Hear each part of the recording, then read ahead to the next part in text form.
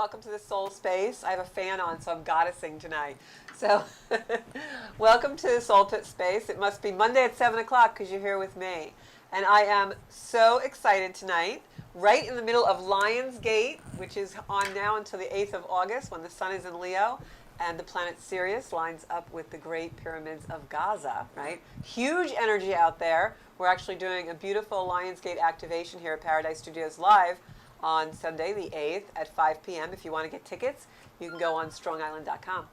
And I'm super excited tonight because I have an amazing guest with me. I've been talking about him coming on for a couple of weeks. Please welcome Jacob Cooper. Jacob is a beautiful soul, wonderful consciousness, and also the author of Life After Breath. So Jacob holds a Master of Social Work degree and is a licensed clinical social worker. He's a certified Reiki master. That's the kind of social worker I want to go to. And he's also a hypnotherapist, specializes in past life regression therapy.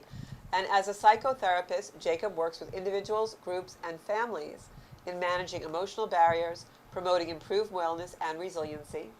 Jacob incorporates mindfulness and a spiritual approach to focus on the connection between the mind, body, and spirit.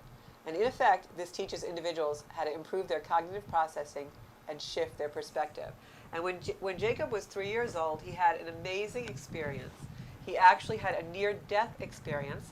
So if any of you want to call into the show tonight and talk about that or ask him what his experience was on the other side, we would love to have you do that. The number will be on the screen shortly. And Jake also does mindfulness and meditation seminars.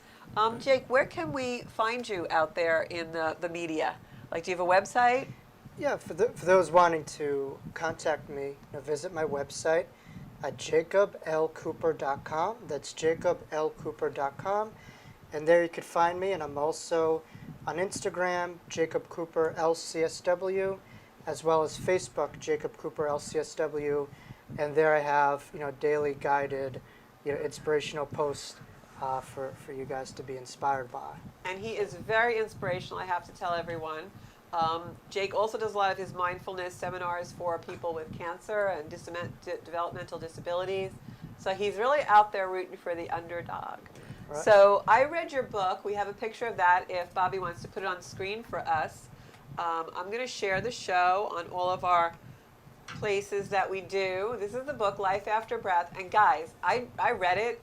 It is a fantastic read for anybody on the soul journey looking to expand your consciousness or really kind of put together and connect some of the dots about how to really connect. Great, great book. And you can get it on Amazon. And when you're buying it there, after you read it, go back on and give Jake a beautiful review. That too. Yeah. So I'm going to share the show. We've got people on already. I got to say hi to everybody. Yeah. So, Jacob, tell us a little bit about what happened to you when you were 3 years old, because it's quite a story. Quite a story, and as we were talking in the lobby before, there's so much synchronicities with this past year or two that we went through, and I think the book came in at the perfect time. Just the perfect time. Yeah. But I was 3 years old, September of 1993. It was... Sorry. I feel like I'm on a Zoom call and you hear your echo, right? Yeah, that happens all the time. Sometimes with the Wi-Fi connection that happens. Yeah. But I told you we're very casual here. Yeah, no, I love Sometimes I'm like, Bobby, is the phone on? Yeah, September of 1993, right before the Jewish high holiday of Yom Kippur, which is, for those of you unfamiliar with it, is the Day of Atonement, but the day in which your soul is being cleansed to meet the Almighty Creator. Little did I know that I was going to meet the Creator beyond a synagogue. It was going to be a direct meeting with the Creator within my own fate. At the time, I didn't know it, but I had pertussis, otherwise known as whooping cough, which for children or infants could be quite fatal, and even in adults too. And as a result of whooping cough, I suffocated. Now, you're so young. I never really heard of whooping cough being that popular. So I was surprised when I read that in the book. That seems like almost right there a unique thing, that would be the ailment. Yeah, but it's funny. I was reading, forget the name of the book, but local, Laura Lynn Jackson. She has a book, and she talked about, as an adult, she had whooping cough and how impactful that was. And that was an adult, so as an infant. Right. and as a sensitive like Laura is. So you knew you had it before this happened, or the light between us. Yeah, that was. Okay, I remember the book. Wonderful book. I recommend that too. But no, whooping cough could lead to fatalities, could lead to suffocation, and certainly that's what happened to myself at young infant age. Well, so now tell us the story of what happened. You were 3 years old. You were going to the park, right? I was going to the park, going on a slide, and climbing up the rungs of the ladder on a slide, I just began to just suffocate. And Ugh. it's hard to explain suffocation because much Unless like you've when I speak experienced about it. right, it's like I could say, all right, go into a pool, but until you're actually swimming in a pool, it's a whole other reality. But suffocation, for any of those who have had it, is Right. What And are especially for a the 3-year-old, it would be totally traumatizing. what are the lowest, most traumatic experiences that you could have? Because the breath makes us in this body, human, unless you're on Right. life support or on a ventilator. And so to have that taken away just put me in this weird incubation period in a place between here and not there. I was just in this endless turmoil of suffering due to suffocation where there was And nothing. the time probably felt so expanded. It was seconds, but it It, felt... it felt like eternity.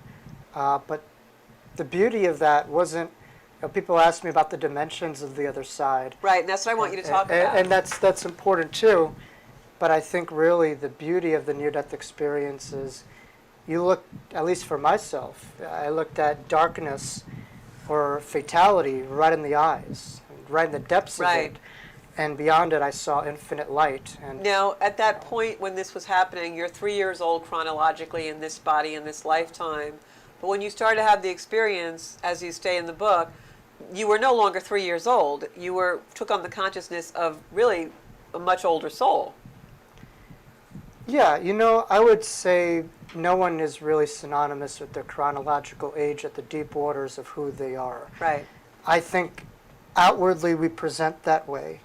It takes time for the guitar player and the guitar to integrate and synergize, synthesize with each other. But who we are is beyond the ego, beyond the personality, Right. beyond the linearity of our There's definitions. a core essence in there. So it's beyond The the surface knowingness. of the water. So people ask me all the time, how do you remember this? And I say a couple things. Obviously, trauma to that extent, as well as a sensation that wasn't produced by my neurological brain, but Right. rather something beyond it. But also, how could I forget? How could we forget who we are? This was an experience beyond this reality, beyond this dimension. So- Sad part is we forget. Right, so we when- forget that part of ourselves. When you fell off the slide, you're having this experience and you're suffocating and now near death, things started to appear to you. Really walk us through exactly what started to happen. Because the way you describe it in the book is so well done. It's just so beautiful, like I can actually picture it. Without giving my book away, right? Yeah, But just give us, don't Yeah, be a spoiler alert. You can't do a spoiler. And I'm sorry if I'm fidgeting, it's because my No. iPad just kind of went down on me, and I'm looking for the my phone so that here it is, so that I can share the show. So go ahead. So we're on the slide. on the slide, and I suffocated, and after suffocating, every part of my body was no longer functioning. As if you go into a house and shut off the power breakers of the home, and it's Right. no longer functioning. And so, or if you have a car and you try to put your foot on the gas pedal, it's not working. And so, as a result of my body or my engine stopping to work, I went outside of it to kind of look at it. So much you were like looking if you're down at stuck, yourself. in the disembodied state, and I was privy and aware of a lot of the functionalities of my bio-neurochemical being and just all different parts. And I had so much more awareness, not just on other dimensional beings, but also on the primal basis of the physical body and its different components. And I think it's true, we do really use a small percentage of our brain Right. within this, but once my body shut down and I suffocated, my brain literally snapped in half, and I just remembered a crack within my brain, or this large cracking sound. You heard that. And it was an incredibly large sound. Just Wow. felt like, someone just yanked my brain. And Almost just, like an it egg just snapped- hatching. Yeah, snapped in. So kind of the saying goes, like my brain literally cracked open in half, and that's when God came in. Wow. Wow. Wow. All of this in a playground on a ladder onto a slide, Right. hence the name Jacob's Ladder, which is Oh, a segue yes, right. for my next book for those unfamiliar with Genesis and Oh, Jacob. I can't wait. There is a lot in the name, but Yeah. Jacob had the dream with the angels going up and Right, down the ladder right. after his sibling Esau chased him Now, down. you saw angels, correct? I saw an endless array of angels. Isn't that beautiful? I was Oh, my privy God. to my own spirit guides who literally manipulated and pushed my body down the slide with me. It was a male and female guide. It's the one thing of my near-death experience that I don't remember as clearly, just in terms of their specific names. Throughout time, I'm aware of So their you presence. heard their names. I knew their names. I knew to them to their core instantaneously. It's just funny how And certain those guides are with you all the time. they're with me all the time, but my left brain gets in the way, and I Yeah. sometimes, but they're beyond names. But when I saw them, it was as if you're looking at yourself, and the closest component to who you are, is your Right. spirit guides, and it was just a euphoric sensation of how I forgot about them, how we're there with me, and how indeed, we are just spiritual beings having this human experience, Right, not human right. beings having a Like spiritual so experience. many gurus say, this is our vehicle. We're just kind of driving around in this. Right, But there's so much it's more to us. Vehicle, meat suit, but I really recognized that it was a meat suit because when I was on the ground, I was able to feel myself in the disembodied state looking at my body. Wow. And the people were calling to me, moving my body, and I was Right. just very flatlined, irresponsive. And so it was very frustrating. I could see how spirits feel when they cross over in the sense that Oh, I they see. see us right here in front of us. Yeah. And they're trying to communicate. Sometimes, even to this day, I still feel the same way. I'm not that Unheard. body. Right. I'm not what you're looking at. Oh, I see what I'm you're beyond saying. that. This is just Yeah. a shell. This is Right. just my temporary And does that personality. somehow make Yeah. you ever feel unheard? Like there's more to you that people don't see? I think that's the case for all of us. I think we're taught to be disempowered from a very young age. We're taught in order to be something, you have to learn something or become something. Right. You're not taught that who you are and embodying that is Yeah. enough as it is. And Jake, that's one of the reasons I wanted to have you on the show tonight, because the message of Zenkuda and Soul Space is really empowerment. All right. And so really teaching people how to maximize their potential in business and life. And I think some of the points that you hit on in the book were so beautifully interpreted, but so meaningful to all of us, especially at this time where we have challenge and stuff. And I think one of the main things about that was really how you talk in the book about how now after this experience as a child, when you start to grow up, you're different. You know all these things, you've had this experience, and it was very hard for you to assimilate to like a normal childhood, elementary school experience, and how you really came to understand, even at a very young age, that you needed to get away from a lot of the conditioning that was really part of your life. You talk about how you grew up in the Jewish faith and you went to a school that was very faith-driven, and even at times, worshiping with people but feeling like it wasn't your thing, and trying to break away from that to more spirituality, like you knew more, you had a deeper understanding. Oh, Yeah. I believe in the statement, God is bigger than the Bible. It's Uh-huh. a book, actually. Raymond Moody just made that book. But, the afterlife and spirituality exists not because of God, not because of religion, but despite of it. Right, So- right. And I identified with that because I grew up Catholic, in a very Catholic home, and I, as a child, had a lot of anxiety, like you did. And I know you were diagnosed with ADHD and all these things because, I think everyone my age group, that was Right, a popular, right. now it's autism. right, That's the if you're big not thing. if you're not a soldier in line, you're something. Yeah, So, that was a big thing back then. Yeah, so I think it's really important what you were just saying about kind of feeling disembodied, but now after the experience, merging who you really are with your world. Right. And being in a place where that's not so popular and people don't really understand. And I think that's the empowerment that your book can give. Even though your circumstances is really unique, what it brought in your life is so identifiable for so many people. I think at a certain point to survive with the current, we have to be in a way a leaf in water. Right. But to generate the current, to thrive, you have to be very connected. And so for myself, I had to bury a lot of this away in order to just kind of keep up with the speed. Right. But once I started individuating as a younger adult, that's when I was able to really generate my own current. Yeah. Uh, Because it sounds like it when wasn't you, sustainable to just be on someone else's current or the cultural consciousness right, that I was because that wasn't your programmed current. to. No, Yeah. it's none of ours. Yeah. Um, It sounded like when you were young, in your younger years, when you did try and kind of push things away. I know you even talk in the book about being a child and like seeing an apparition one day at school when you saw an Indian or a wolf or whatever, and pushing that away. And it sounds to me like that's when you had anxiety mm. because you were really trying to suppress. Do you think that was part of that experience, or? Sure. I mean, look, I know we were talking about her before.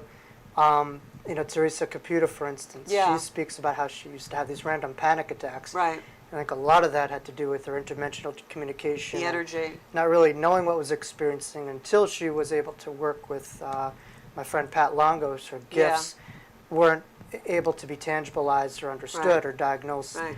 And so once we're able to really tangibilize the untangibilized and name it to tame it, that's when we could really take ownership. Right. But for myself, it wasn't so much what I was experiencing, but rather the fact that there was just such pushback.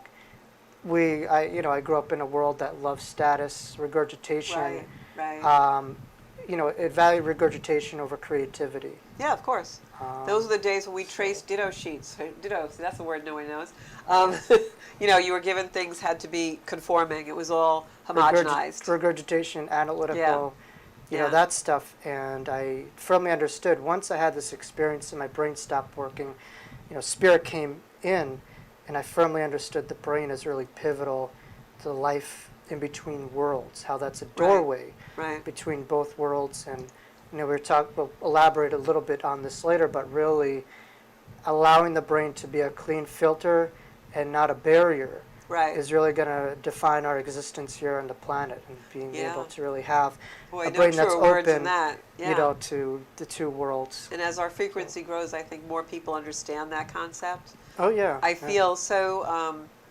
I have to say, I feel sorry, for the years when you were a child and had those experiences and they were not explained, because and I had similar in my own life, and like you were just describing, psychic energy giving anxiety sometimes was what I experienced, and then later in life learning what that was. And I think that for those out there who are really on this journey and feel that they do have energy coming in and they're interpreting it and integrating it and reacting to it a certain way, I think having people like yourself who come forward in media and even this show, it's so important, I mean, even 20, 30 years ago, probably you would not have done this if you had been born at an earlier time. I'll bet you wouldn't be doing what you do now. Yeah, no, I think the people who achieve are able to not be defined by their experiences, but to define the narrative. Right. And so for most people, it's allowing pain to really define your purpose. And that really, Wounded healers, right? yeah, that was a big impetus behind what I do today. Is I think many times we have to, and I think this life in many ways is a training school to not only be a more evolved spirit, but to be a Right. spirit guide in many ways, or a Right. higher being. And so many times in order for us to do that, we have to go through those deep, dark moments. Yeah. So going through that, we'll be able to really understand, empathize, Right. and be present with those who we're working with here on the earth plane, and then we do have our continuation day and work on a different level. You talk about that in the book, and that's also very true, I think, and especially appropriate for this time. You talk about how deprivation, really leads you home, and that the answers are always inside. And I think Right. that's really what you're saying is, we all have these challenges or something happens, and in that deprivation or pain or suffering is when we really go in and find who we are. And I think for yeah. COVID, that's like such a huge thing this past year when people have been secluded. I think we have two roads ahead of us. Most people are either driven by distrust of the process or trust in the process. Right. As Albert Einstein would say, which universe is this? Is the universe that works with you or against you? Right. Energy And is so when everything. you have these very painful experiences, the near-death experience, on a global scale, I think we had a global near-death experience. Yeah. You're able to look into your Yeah. greatest fears right in the eyes and just say there's nothing to fear but fear itself, or what Right. we're really creating behind the event. And we're able to understand that from that, from facing our deepest fears, that the only damage that could be done is between the two ears. Right. We can't die. Right. This wasn't really there to make us, but rather, to break us, but rather to make us. And how much valor that takes, like you're saying, to really change the consciousness and make that choice. Because you got to be really brave to go towards the trusting and the inner work. Yeah, but once you're able to go to that place, you recognize, geez, I'm invincible. I can't be damaged. I could be temporarily, We're miraculous. have temporary turbulence, but at the end of the day, I'll always be able to recenter myself because I live in abundance and I trust Right. continuation on the path that, I'll be supported, and there's a greater intelligence navigating this life than my own fears. And that support goes back to what you were saying about your two guides that you got when you're 3 years old. You recognize them. Yeah, we all have them. They're all here. This earth, this life on earth that we have is with it a lot of intelligence, and it's premeditated, and it's really guided by a higher council of energy. And Right. really, I can't say the one thing, but one of the things I took is life is not a spiritual thing exclusive to one person. This is all, Everyone. no All person interrelated. has a monopolization on that. Yeah. We grow up with that from just the eye test of what we constitute as spiritual, but we come from a place that we identify as spiritual. I Right. call it the doorway to eternity, and we go back to there. We're always connected. Love never Yeah, the ends. home. Love never Yeah. dies. So. And that's how I actually do readings. Is when people say, how do you see past loved ones? It's the doorway. It's infinite. Love is infinite. So you pick up that vibration even though it's on the other side. And I feel like right now, and I'll bet you'll agree with this, that now that veil is so thin and getting thinner and thinner. Yeah. Yeah, and I think that's the collective energy of so many of us who are piercing the veil and doing readings and doing work like yourself, where we are going back and forth through those realms. So now the veil is becoming more thin. Oh, absolutely. And my life is one big reference or allegory to the near-death experience. For instance, Yeah. I'm giving a workshop at a place called Ridgefield, Connecticut. Uh-huh. Fall series of it. It's the same time when my father grew up and my family grew up. Oh, And at wow. home. I'm here with you today, Right. right around the corner from my own home, Right. and we're talking about this. All about home. And so really, yes, it Yeah. really comes down to The that. metaphors are there. You don't have to go climbing the mountain of the Himalayas to find truth. And No. I experienced that in a local park in Long Island. Yeah. That truth is with you. 'Cause If it's you're not, It's open. not outside, it's Yeah. inside. If Yeah. you're open, I If think. you are, yeah. yeah. Yeah. Oh, I yeah. remember one of my first gurus used to say to me when I would have a challenge, he would say, well, it's very easy to be Zen when you're on the top of the mountain, because in the beginning we all lead these monastic lives, and then we have to go back out into the world and bring our wisdom, and it's not always easy, Yeah. So, But no, when I used to go to the monastery upstate, Yeah. I used to stay there for hours and then it was great. You don't Then wanna hit- leave. And then you hit New York City traffic and it's Oh, yeah. like that's like every time 100 to 0. Yeah, exactly. Zero. Every time I take a spiritual 0 to 100, vacation yeah. and I come back into JFK, I get off the jetway and I'm like, oh my God, I'm back in hell. No offense to anybody who works at JFK. It's just- But after being on the beach and doing yoga, or you're in some kind of retreat, then you come back and it's earth shattering. You can make it here, you can make it anywhere, right? Yeah, that's what they say. So now, one of the things I wanted to ask you, because I have my own thoughts on this, you describe in your book when you had this experience that you felt the difference between angels and angelic energy and spirit guides. So talk about that a little bit, because I know a lot of people who watch and are followers, they are in a place where they're trying to decipher who their guides are or what the energy is. So talk a little bit about that differentiation. The uniformal energy on the other side is not lower vibratory hallmark love, it's higher vibratory love, right? So it's not like a pink heart chakra love, it's Right. more of an It's not an evolved emoji. emerald green, kind of love. So it's an evolved love. But the eternity or infinite I is can feel it in my love. heart right now, yeah. Right? There's no limit to it. Love never ends in the body, but it never ends in limitation. Never. I think we're here within lifetimes to learn about that. So the DNA Yeah. of those beings is of service, is of love, and really looking up at Right, us and right. not down at us. What we deem as higher beings, in a way you feel like they're lower. In It's a sense, indescribable. they're looking up at you. Mm-hmm. And so the spirit guides are a lot more micro-focused. They're more concerned with the individual plane, that they're yeah. contracted to, where the angels that I saw in the distance, the countless sea of angels, they were, obviously with me, but they were more concerned with the macro energy. Right. They were more concerned with healing. Right. It was a lot less personalized. The collective. Yeah, it was a lot less personalized. I was able to look at them, but they weren't looking at me. They were just looking straight in the Doing head. their job. And they had a lot more of uniformity, whereas spirit guides were a lot more individuated. They had their separate identities. I can see that. Where, it just kind of felt like an angel factory with Right. these. They looked exactly the same, and there were just countless of them. So And it's so funny that you say they were that more because, uniformal. like, I have the experience oftentimes when I'm doing healing work. We talked about this before the show, or reading, or even in meditation. I'm sure you do too. When you reach that plane and you see angels, or you have angels around you, and that's exactly true. And I never thought about it until you just were saying that. Right. Like, the spirit guides are very much. They want to help us with our daily routine or our They're more goals. grounded Yeah. in personality. Yeah.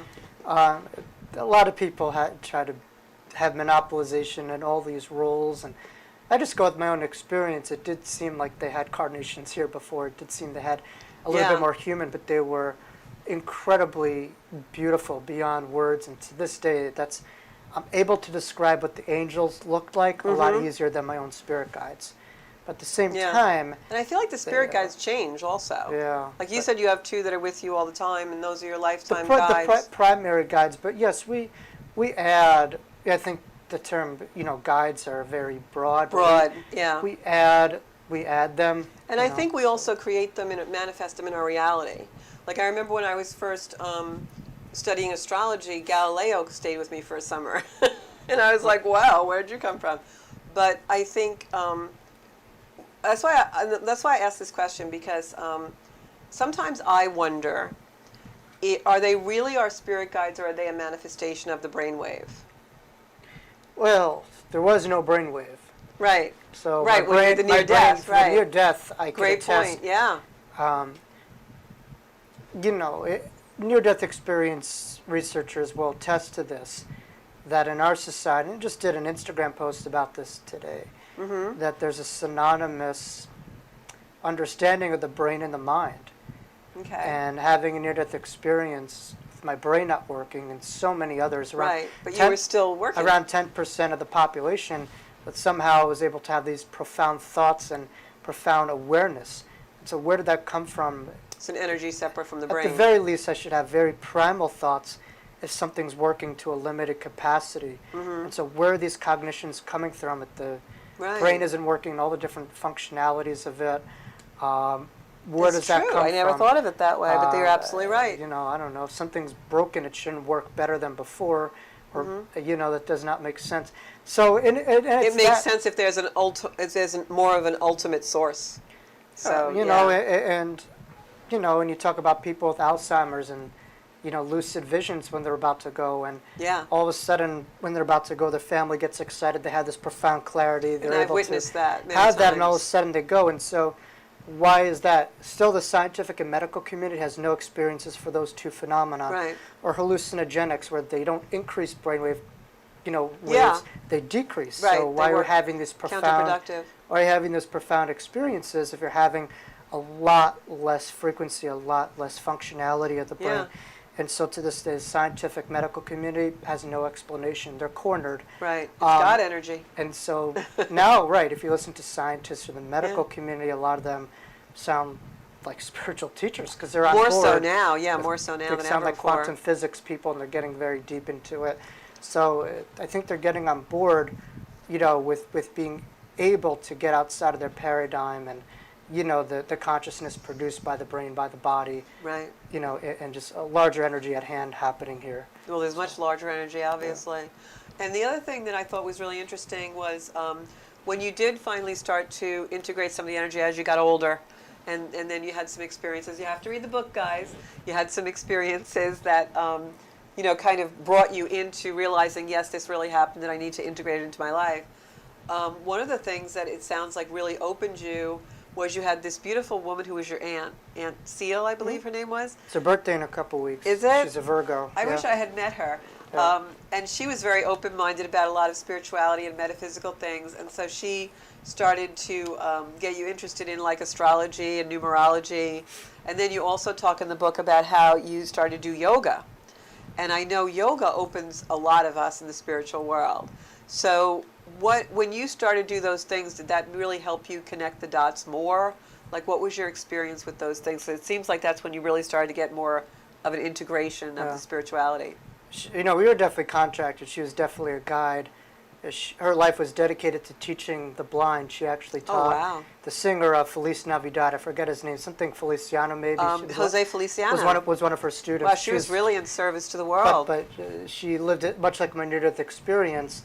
She helped people and myself to see these unseen worlds. Wow. So not only was she working with the blind to have the other senses to be a part of this world, but she was working with people to really see unseen forces, and she was very empowering, and she would stay up to wee hours of the night. I mean, at times I'd have to take away the phone from her because she wouldn't stop. She's one of those, but very Mercury ruled, which rules information, intelligence, very studious. Well, Virgo, yeah. Yeah, she really was brilliant. But I think really my experiences were really twofold. I mean, the analytical part, sure, reading it, but through direct experiences. I think one book that profoundly changed me was it by Dan Millman? I think he wrote a book, The Way of the Peaceful Warrior. Oh, yeah. And so when I was reading that book, there were so many ties to what I was doing within my own Eastern practices and my own training and some of my energetic experiences. Too. Yeah. And, that book is really about his, encounter with just a random guy at a gas station and how he became. He called him a Socrates, was it? Yeah. And actually, Socrates and Plato. And they made a movie out of it too. They spoke about near-death experiences too. It's funny, but that's kind of what I was going through, was just this kind of Mr. Miyagi, Karate Kid kind of thing. It was just kind of training in these unseen forces. Yeah. Those of you out there. Yeah, now they have the whole series on Netflix, and it's a great homage to Pat Morita and everything. I've been lately drawn to the Harry Potter.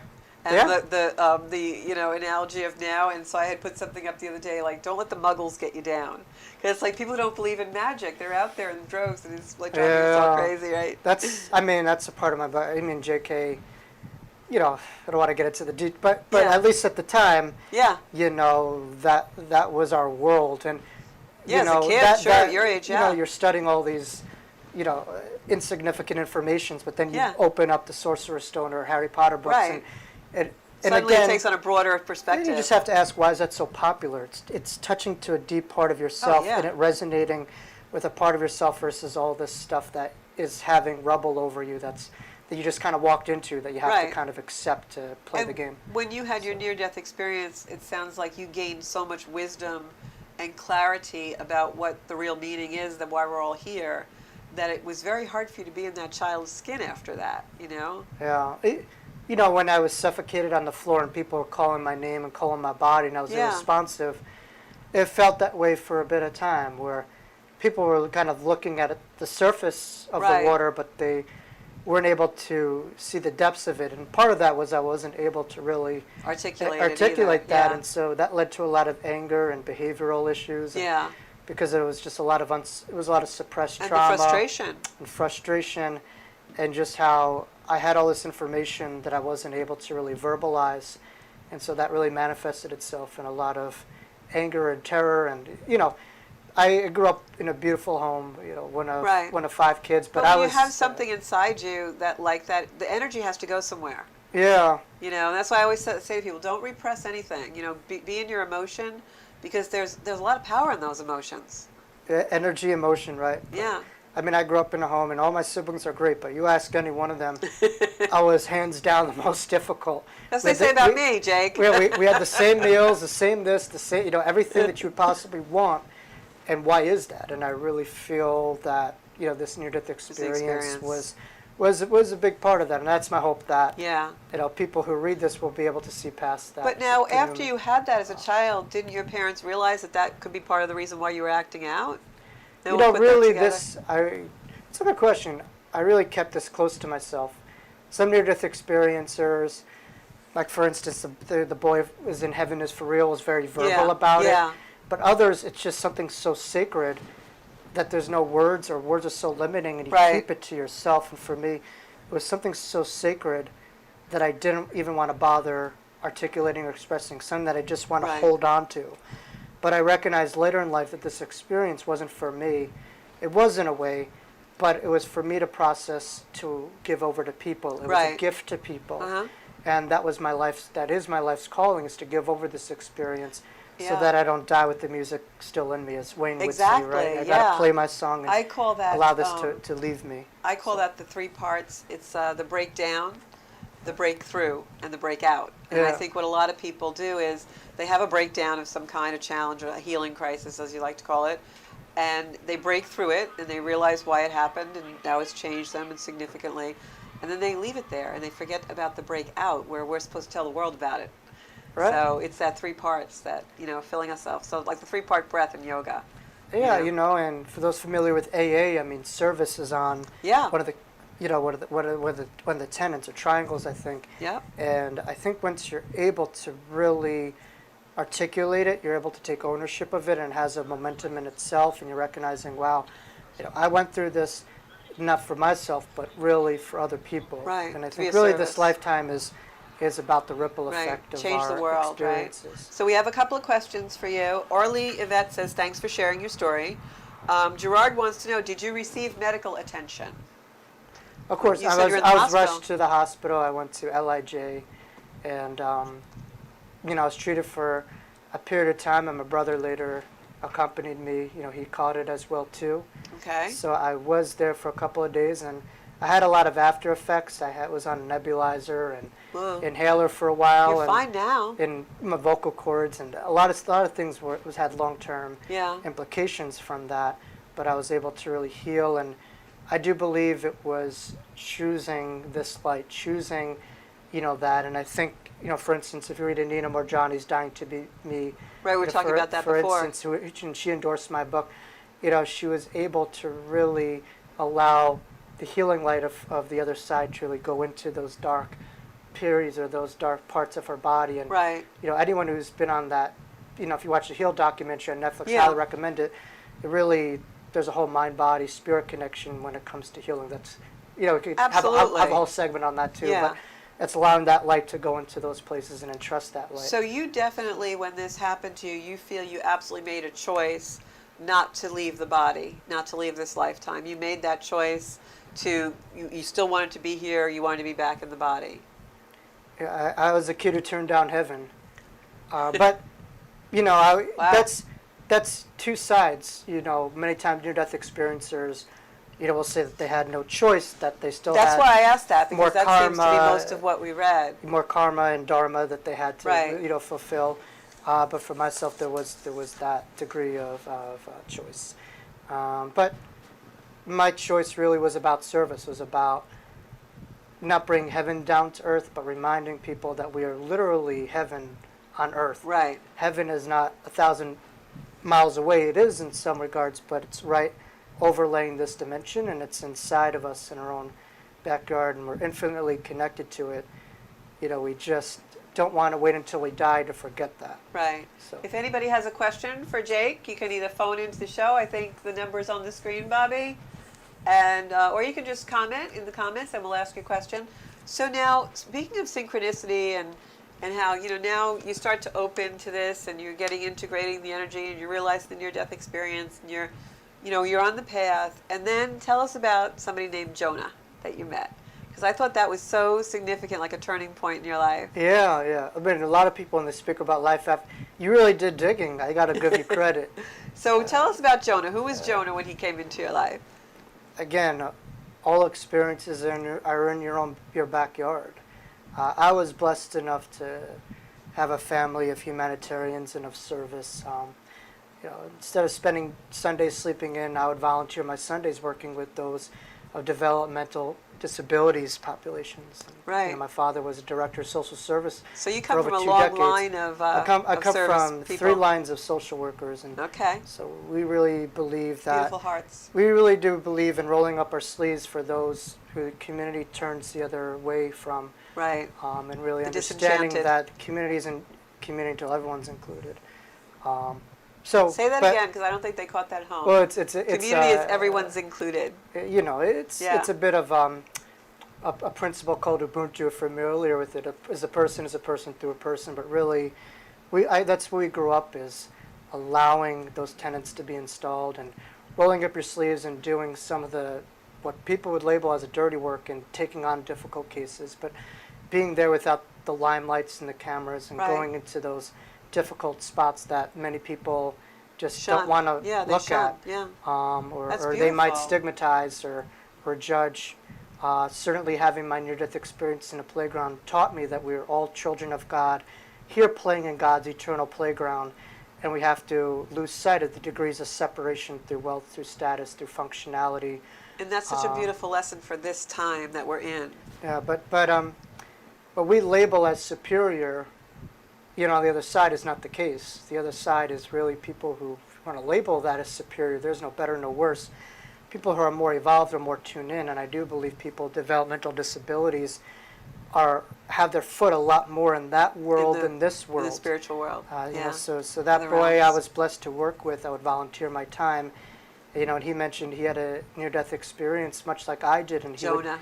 he would talk about angels all the time. Every time I would visit, Wow. that's all he would want to talk about. And his parents were like, "All right, let's talk about more practical So, things." Jake, he wanted isn't to. that amazing that like it- you're put there, it you're was- you're yeah. struggling with your own near-death experience, you're starting to integrate it, and out of all the places you could be, you get put in this volunteerism for developmentally disabled, and he starts talking about and he this. was talking about his, experiences with angels, and he had Kabbalist, Jewish mysticism that he was involved with, and people who label as low functionality. But to me, I saw him as an old sage, but he Wow. was, he had all these neurological stuff, and he had all these headaches, but again, the brain, is that filter, and it's not working as properly. A lot of times, people are really tuned in, and one day I got a call that he passed, and I don't want to use that word pass. I think Right, he just he had his trans- graduation day. right.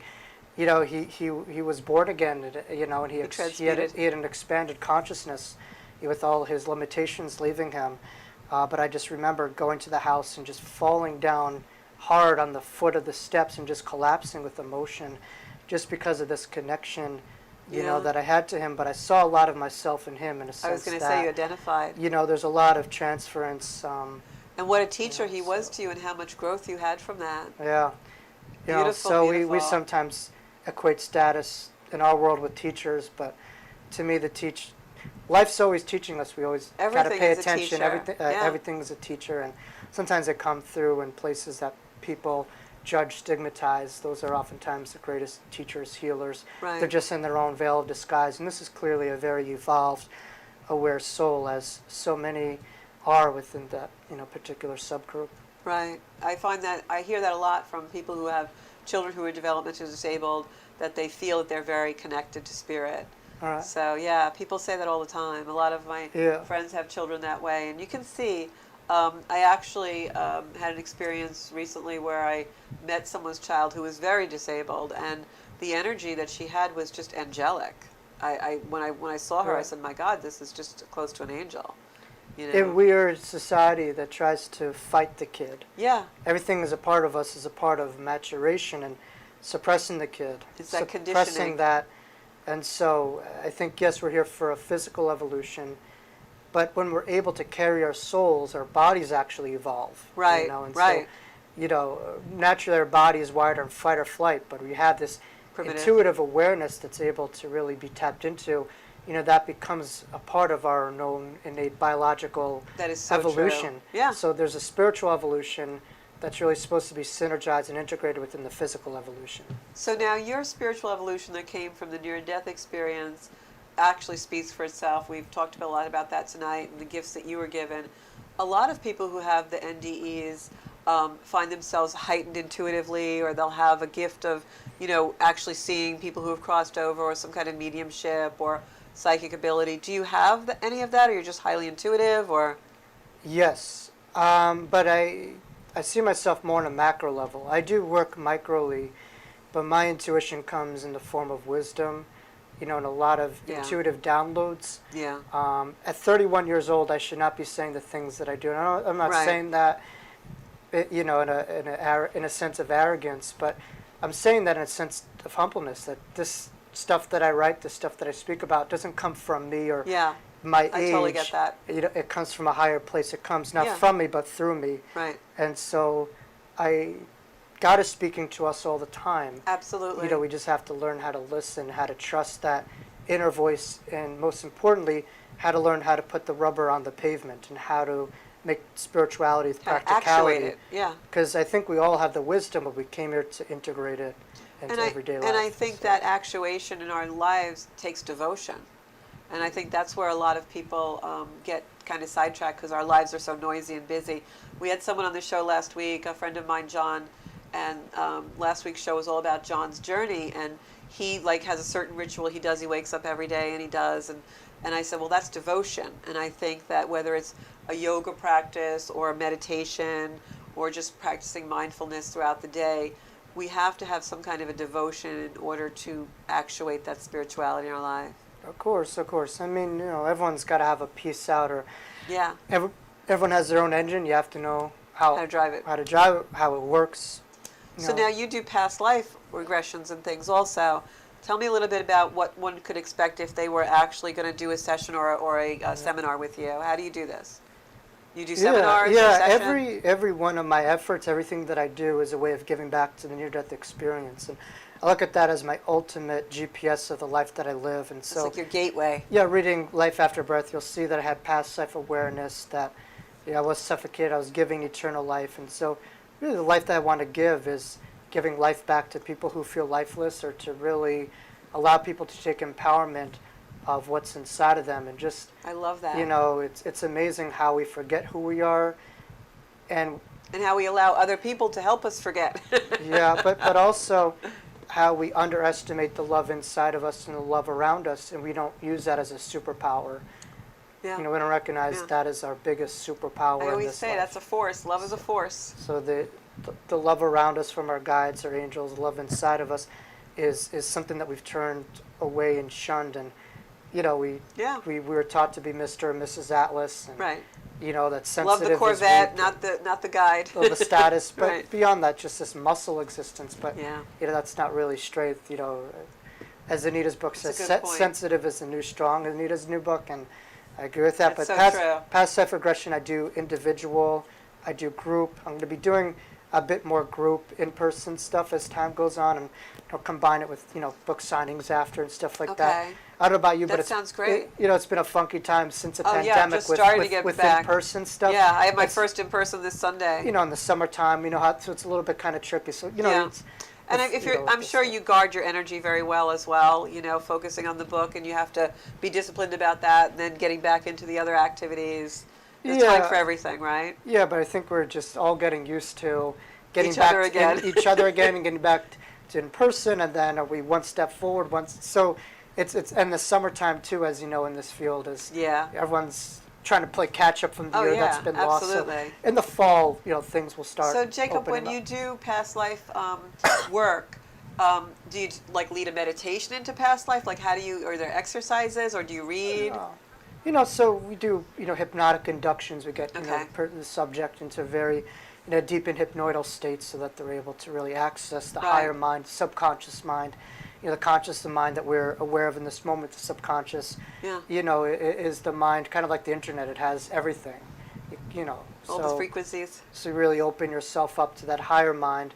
And so we're able to really allow people to be more empowered to go into that. And to me, it's not dense, it's not heavy. Some people go into 3 or 4 hours of pre-hypnotic inductions. And I think Yeah, truth is that's very heavy. Truth is very simple, it's very light. I agree. It's not something you have to go through like a P90X. Yeah. That's a little old school. But, you know, like one of If those... you're open and you one of trust, it those- comes. One of those workouts, and, Yeah. you know, The have the Herculean Earhart seminar training, have Herculean efforts for... where they lock you in a room for Right. 2 days. Because I think many times we transfer this world into the spirit realm, and the two are diametrically opposites. And it's intention also. When you say, you know, if someone comes to one of your workshops and they have the intention of seeing something or finding or getting a message or being, you know, an awareness, it's going to come as long as their intention is pure. Right, you know, in our world, again, it's getting away from result orientation, inclination, to process orientation. Yeah. And that's really how you allow yourself to unfold. We're so focused on the end game, Yeah. You're not going to one-run lap because you're so Right. focused on there. And like, how come not there? Right. They have to do lap 1, And lap you're 2. like You know, you have- opening one eye, looking to see what Yeah. everybody else is doing. you have to go through the progressions, but the progressions are fluid, and you know when you let go, your awareness and consciousness grows. Yeah. So I think Yeah. it's been my experience. So So what else should we know about you, Jake? We can find you at your website. Say that again. you can find me on my website at jacobelcooper.com. I'm also on Instagram. I do daily posts, and you can catch me for some collaborative live events. I just did one around a week or two ago with world-renowned healer Kimberly Meredith, who's Oh. coming out with her book, Awakening Beautiful. to the Fifth Dimension. She's out in California. All She's- these books, how are we going to read them all? Audible, Yeah. guys. Yeah, we have the same agent and all that, but Kimberly's great. She also had 2 near-death experiences. Wow.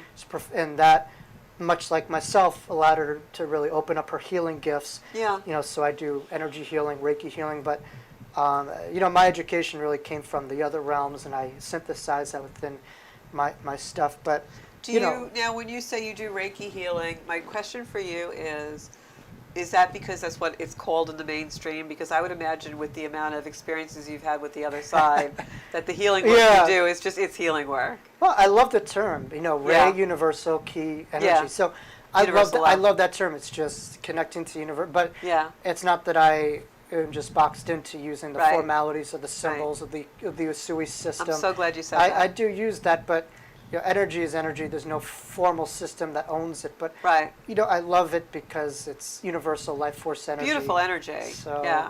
But I just wanted to ask you that because my thing is very non-conforming, and I always say, yes, I'm a Reiki master, and yes, I do this, but I heal, Me too. So, Air 5-5, COVID high five. so that's the way it is, guys. No offense to any of you Reiki masters out there. We get it. We have hand sanitizer after that. Yes, we do. So that's our show for tonight. Next week, please tune in again to the Soul Space with Georgia Rose and another beautiful guest in our spiritual community. And you can also please all like Jacob Cooper on Facebook. You'll get all his beautiful inspiration. And go to Amazon, buy his book. You can download it on Kindle or wherever you want to be reading Paperback and Kindle. and paperback and everywhere. And definitely leave him a review after you read it. We're curious to see what you thought because I thought it was absolutely fantastic.